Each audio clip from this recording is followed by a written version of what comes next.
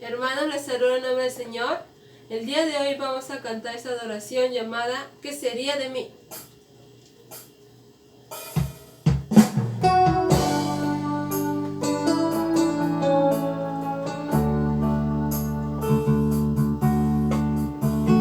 ¿Qué sería de mí si no me hubieras alcanzado?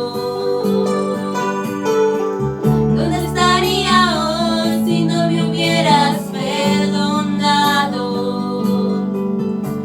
Tendría un vacío en mi corazón, vagaría sin rumbo, sin dirección.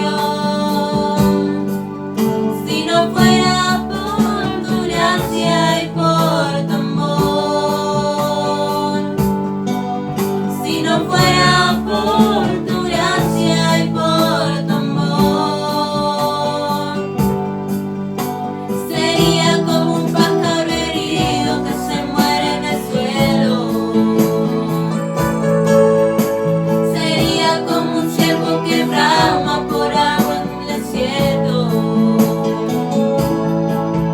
Si no fuera por tu gracia y por tu amor, si no fuera por tu gracia y por tu amor,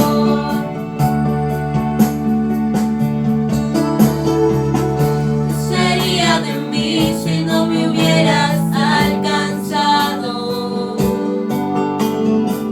¿Dónde estaría hoy si no me hubieras perdonado? Tendría un vacío en mi corazón, vagaría sin rumbo, sin dirección.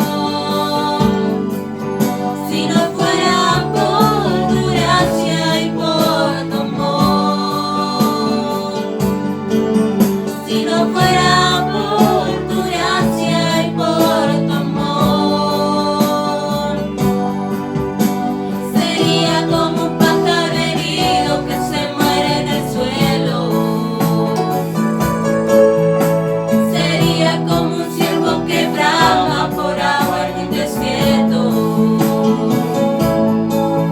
Si no fuera por tu gracia y por tu amor, si no fuera por tu gracia y por tu amor, si no fuera por tu gracia y por tu amor.